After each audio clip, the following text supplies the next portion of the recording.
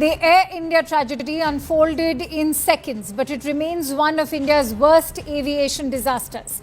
For families of the victims, the wait has been excruciating. This, as many of them are camped outside the hospital, some even waiting in their cars in Ahmedabad. Anguished cries echo through the corridors of the hospital. Meanwhile, rescuers are searching for missing people and aircraft debris in charred buildings in Ahmedabad. The black box of the Air India flight AI-171 has been recovered. It was recovered from the roof of the hostel mess building of BJ Medical College. Of course, the analysis will provide vital clues about what triggered this disaster. Earlier during the day, Prime Minister Modi visited Ahmedabad. Prime Minister took stock of the situation at the crash site. He also met those injured in the incident at the Ahmedabad Civic Hospital. Authorities say they are working to identify victims, but the scale of destruction has made the task immensely difficult. Remember, barring one miracle survivor, no one else could be rescued. Former Gujarat CM Vijay Rupani was among those killed in the crash, and Air India has also confirmed that 241 out of 242 people aboard the flight have died.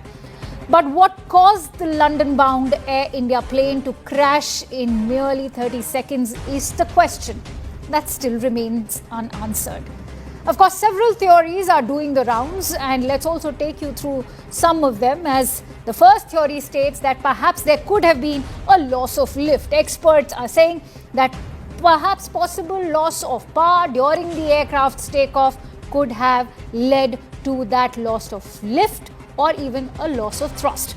The second theory states that the landing gear was down. Experts are saying that possibly because of a mechanical or hydraulic failure, that landing gear was down.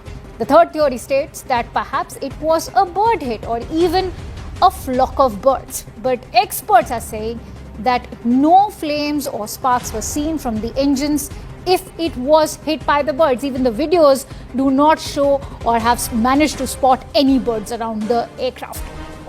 The fourth and an equally important theory states that it was a dual engine failure, and experts are saying that perhaps that dual engine failure could have been caused by a possible fuel contamination that could have caused these both engines to seize at the same time. While this has raised questions over the safety of passengers, many questions still remain unanswered. What are those? Will authorities provide a timeline to reveal the black box findings? Are authorities solely relying on testimony of the lone survivor, Mr. Ramesh, who, remember, is a British national? Are reports of technical glitch a day before flight even true? Now, remember, the DGCA so far has ruled out the possibility of any sabotage. But will Air India's board meeting call for an internal probe? Questions are also being raised about the quality control within Air India aircraft as well. That includes the quality checks of Boeing. Should India seek an audit of all Boeing 787 flights? That's the key question that's also grabbing headlines now. Was this a pilot error or a flight glitch? Will the black box even shed light on all of those possibilities? Those are critical questions that we here tonight on The Right Stand will be looking into. And for that, let me introduce our esteemed panelists. I'm joined in by Mirza Faizan, in fact, Mirza will be joining us in just a bit, but Dr. Vandana Singh, who's the chairperson of the Aviation Cargo at Federation of Aviation Industry in India, Captain Kishore Chinta, who's the chief pilot at Sirius India Airline Private Limited, Vayan Sharma, who's the CEO of Shines Aviation, joining in. Thank you, Vandana, and the gentlemen for joining in. Vandana, if I could begin with you. If one were to weigh in on the theories, much has been spoken about, but I also want to take in a word from you that is it fairly nascent to also rule out the possibility of a sabotage? Firstly, thank you for having me on your show. And no, I don't think it's nascent to think in that angle. In fact, there were two international channels who were in touch with me, and they were talking about the angle of cyber terrorism, the fact that the Operation Sindoor is still on a pause and then it's not yet concluded.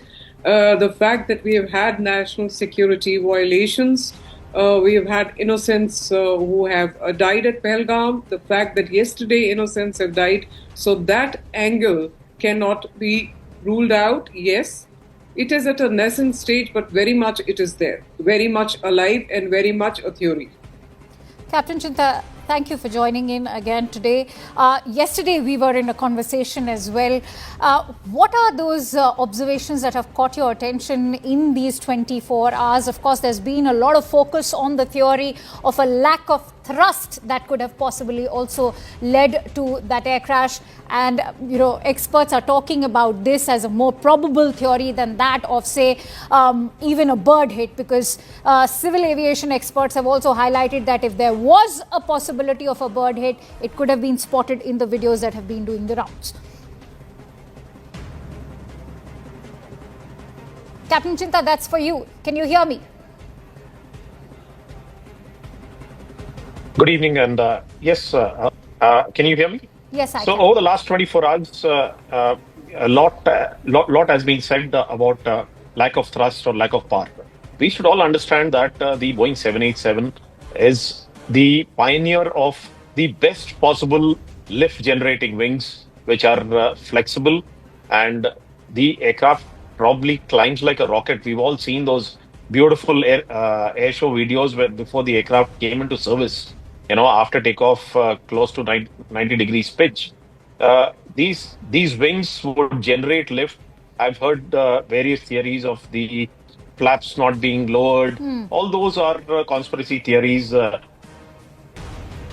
which have no substance, because once the aircraft lines up for takeoff, there is no way the auto throttles can be engaged without the flaps being at the correct flap setting for configuration for that particular weight category and takeoff. So let's debunk all those theories about the flaps. No, okay. For my clarification, Captain Chinta, is there a possibility that any kind of technical failure could have led to the flaps not coming out or taking off? See, if the flaps didn't come out, it would generate enough warnings in the cockpit even before you open power for takeoff. So this is one of the most advanced aircraft. The full authority digital engine control has 4 channels. Even if we say that, okay, there was an electrical problem, I've heard experts say maybe there was a thermal runaway on the batteries, that there was a prior problem on the 787. We've heard all those stories. But this aircraft has enough backup systems to give you adequate warnings even before you open auto throttles for the takeoff. The takeoff roll has been absolutely normal. The acceleration has been checked by most of us who've flown various aircraft. I've spoken to various pilots who've flown the 787. The takeoff roll acceleration has been absolutely normal. So after the aircraft lifted off is where the problem started. So between lifting off and the Mayday call, probably those 6, 7, 8 seconds, something has transpired in the cockpit, given enough warnings to the pilots to declare a Mayday. So whether that was a loss of engine power, engines not generating enough thrust. In fact, if you see the earlier video, one of the first videos which we saw had an audio of something like a drone, which is symbolic of the ram air turbine being deployed. The ram air turbine will automatically deploy the moment the electronic engine control sees that the engines are not performing to their max thrust as they should for that particular weight category. So something caused loss of lift on these beautiful wings. Even without flaps, with 140,000 pounds of thrust, the aircraft will just climb out. The undercarriage being down is of zero significance if the engines were providing adequate thrust. Even if they were providing 50% thrust, it would still climb out, maybe at a more nimble rate. So the aircraft has come down in a very controlled manner. It seems like the pilots were continuing to raise the nose to generate enough lift on those wings. Whatever caused that loss of lift on those wings has to be identified. That will only come out when the flight data recorder will give us all the parameters which are possible for I can see Mirza finding Faisal, out who's an aviation expert, and he's also worked on the design and development of Boeing 787, has joined in. Thank you for joining in. But before I come to you, I also want to go across quickly to Mr. Vayan Sharma. Sir, I think a very important point being made by Captain Chinta over there when it comes to the ram air turbine, the sound that the engines were making. Important to also highlight to our viewers why that sound of the engine could be also a very important clue for the ongoing investigation into this air crash. See, this thing about the sound, I honestly have not seen a video in which I have heard any sound. Okay. So, it could be there. So basically, when you hear the sound, it tells you that your aircraft engines are operating, right? Whether they're operating at 100% or not at 100% is a moot point. That's something for, as we said, that what is clearly apparent is what is called loss of lift. That the aircraft, after it rotated and got off the ground, you're seeing that the aircraft climbs initially and then it sort of just wallows down and sort of settles down on the ground in a nose-up position. The issue is that there are 2-3 things there. One, immediately after takeoff, normally at you reach 50 feet, the pilot in command calls out to the co-pilot for the undercarriage to be retracted. Okay. You see, the undercarriage is not retracted for a considerable amount of time. And the pilot has called out an emergency. He has called out a mayday. Mayday call is given by the PIC only if we feel that there is absolute imminent threat to the aircraft or to the passengers. Which means that there was some problem which was identified. Now,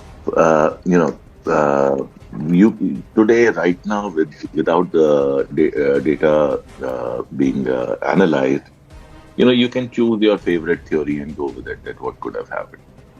One of the things is that, after it rotated, instead of the flaps, the undercarriage being retracted, the flap retraction happened. That's also a theory. Okay. But as I said, all of that we will know only after the data recorder is analyzed, when all those inputs which were given by the pilot at that time, how the aircraft was responding, right, all of that is analyzed. Only then we will. Well, absolutely. Right now, there are only theories that are doing the rounds. I agree with you over there, Mr. Sharma. But I want to bring in Mirza. Everything. Right. And perhaps it's also too early at the same time to rule out certain theories, as Dr. Vandana was highlighting. And there are no quick fixes. Right. Mirza, that's why I want to bring you in on the point that's being made right now. I think what's important to also discuss is that till yesterday, early views coming in from the aviation experts was rather that of shock that it is a Boeing 787 that has met such a fate, because from what reports are indicating that yes, there may be crumbling confidence in brand Boeing, but 787 Dreamliner has been one of the most fabulous makes of the Boeing, as has been claimed by Boeing itself, several aviation experts as well. Were you shocked by this air crash? I'm sure you were. Yes, Akanksha, I was definitely shocked because recently, last couple of years, after Boeing 737 MAX issues and crashes, Boeing has come under scanner, rightly so. And last year, Boeing Defense and Space spacecraft, Boeing Starliner, malfunctioned, and our Sunita Williams was stuck up in space for like 1 year. So yes, Boeing is under scanner. But the time at which this program was running, 787, I have worked on I'm an avionics guy, so I have worked on the design and development of PFDs, MFD, private flight display, multifunction display, flight management system, navigation guidance, and fuel control systems, and so on and so forth. In those days, early 2000s, Boeing was one of the best company in the world as far as the quality is concerned, as far as process procedures are concerned. Let me tell you how aircraft systems are designed. There are 5 categories of aircraft systems: level A, B, C, D, and E. Now, level A systems are those systems which, if fail, aircraft will crash. So there is a separate entire process and procedures and quality checks for level A systems, right? And one of the quality process which we follow, it's called DO-178C. And this allows us only to make one error in 1 billion. Now your Six Sigma allows 3.4 error in 1 million, whereas TO-178B allows one error in 1 billion, which is an amazing feat to achieve as far as quality standards is gone. So then level B and level C, I do not want to get into the entire classification of systems. Okay. But what the point I'm trying to make here is, at that point of time, I've been a part of it. We have been following stringent quality checks, processes, checks, rechecks. Everything was being followed. So this is a stellar machine. And when this machine crashed, with this kind of situation. Mirza, I want to bring you in on this point that when it was launched in 2011, experts have also highlighted that how the 787 Dreamliner was hailed for its fuel efficiency, its long-range capabilities, thanks to the advanced composite materials that are utilized in it. Correct me if I am wrong. No, you're perfectly right. I mean, this is the first platform which used 80% composites. And it's the entire structure, right? Composites means stronger and lighter. So, and composites have, the breathing capability of composites. Every time the plane goes up, it breathes out and comes down in the atmosphere, it breathes in. So that is all multiple times better than performance for the previous platforms. Okay. So, now I want to bring in Dr. Vandana Singh on that note. Dr. Vandana Singh, when you have a plane which is being hailed for its fuel efficiency, what is one to make of the theory of a possibility of a fuel contamination there? Well, then you're questioning the maintenance. Then you're not really questioning the Boeing. You're not questioning the Dreamliner, but you're actually questioning what happened at Ahmedabad airport.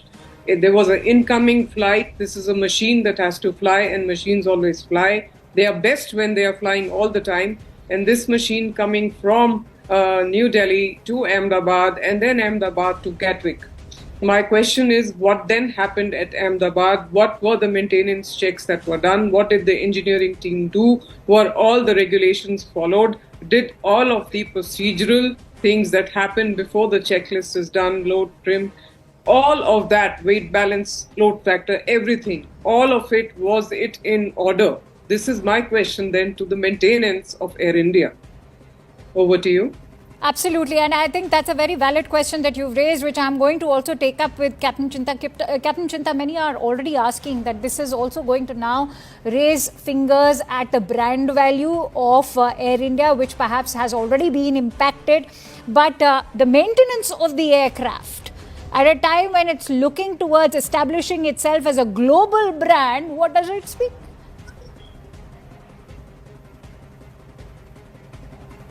Captain Chinta, can you hear me?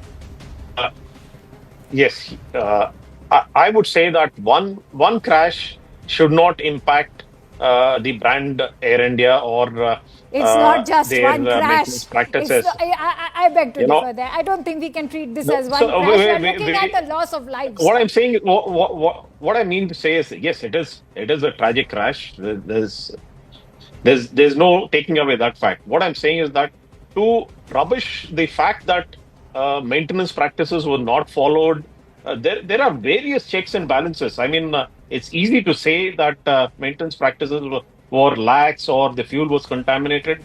It's beyond my comprehension as a pilot, because there are various ways for the fuel filter bypass lines to pick up even the micro millimeter of contamination to give you enough warnings. There is an electronic engine control. There is FADEC. There's enough checks and balance. Yes, it cannot be ruled out that fuel contamination might have led to the engines shutting down. Is a possibility which will come to light as and when the flight data recorder, will give us all the parameters, and it will come to light. But as a theory, rubbishing the entire maintenance practices of an airline at the same day, probably a few hundred airplanes of Air India were flying. If their maintenance practices were so lax, all those airplanes should be falling out of the sky. On the same day, there were probably 50, 60 aircraft which departed from the same airport using the same fuel. Mr. If fuel Sharma, was would you like to come contaminated, in? it can't be Would you like to contaminated come just in? for Air India 171. Okay, Mr. Sharma, would you like to come in on that concern that people are now raising regarding the maintenance practices being followed, especially in Air India?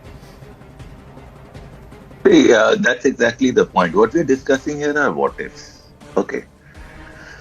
Trust me, whenever an accident happens, each and every part is looked at, investigated where the lapse happened. The complete maintenance data of this aircraft would be looked at. What happened before this flight, where all the checks done or not will be looked at. Whether the pilots, made the trim sheet properly or not, whether that happened perfectly or not, that would be looked at. So right now we say, okay, that could be one of the cause, and we are already going to the conclusion that it's a maintenance issue. So now Air India is going to get a hit, on their reputation. That's not how it works. Okay, let's take a step back. Let's wait for data to come out. Okay, right now on a what if, your next thing is, we'll say, okay, fine, what if it's a pilot error? Then the next thing is we'll start questioning the complete training of all the pilots who are flying for Air India. It doesn't work like that. Mirza, you as somebody who's worked on the making of Boeing 787, many are saying that it was the Boeing MAX air crashes that have in fact exposed the lack of safety of Boeing. But this particular air crash is very much different compared to that of the Boeing MAX air crashes. Why is that? It is. 737 was a totally different story. Okay, I think all of us are aware of what all happened with the aircraft and what the problems were and how they got rectified later, whatever happened in that, and how Boeing actually conducted themselves during that whole process. Okay, that's out in public domain. Having said, you're not talking about an aircraft which was produced yesterday and suddenly you discover that there's something wrong. This aircraft has been flying the world over in India for the last 12, 13 years, absolutely with no problems, considered a proven workhorse. Okay. So today, if we suddenly, say that now, this aircraft is bad, I think that's, taking things a little too far. No, I wanted to take that question also from Mirza. Mirza, how do you respond to concerns or rather the observations that this is an air crash which is very different compared to the MAX air crashes? See, Akanksha, MAX air crash happened solely because of the MCAS system they introduced. It's a new system they introduced which actually overrides pilot instruction in some situation, and there was a clear design flaw in that system, right? Now this crash is totally different from this, and that's why they have to ground 737 MAX. So there's no design flaw that's at least established in Boeing 787 Dreamliner. Absolutely not. They're entirely two different systems, right? In fact, MCAS system does not even exist on 787. All right. It does not even exist. It was introduced from 737. It does not even exist on 787. How can we say So for the benefit of our viewers, if you could just shed light on what were the flaws that were there in the Boeing MAX, which were not supposed or are completely not there, at least in Boeing 787. So I'm going to put in a very layman language, try to not use the technical language. So it was one of the system which actually it was designed. In fact, they have taken cue from some of the previous accidents, but the design was had a flaw. That if the aircraft is going to be in a stall situation, the aircraft will, the computer will bring the nose down so that the aircraft dive in to gain the speed and then come up, right? This was the system designed, right? A lot of aircrafts, for example, you may remember an air crash in 2009 going from Rio de Janeiro to Paris. That was Air France 448. It crashed in Mediterranean, and what happened is the aircraft stalled and the pilot never realized that. So getting inputs from these plane crashes, they designed this MCAS system, and what MCAS system was designed to do is that if it senses that aircraft is stalling, it will put the nose down, pitch down and dive in. That was the MCAS system. Now what is happening, this MCAS system was getting wrong data, and it was wrongfully assuming that the aircraft is stalling. And even if the pilot does not want, the nose was put down and the aircraft dived in the sea. So that was the MCAS system, right? It is entirely different from, and as I said, the MCAS system does not even exist on 787. I think that's a very critical point, which I'm sure the investigators will also be keeping in mind. Dr. Vandana Singh, I want to give you closing thoughts.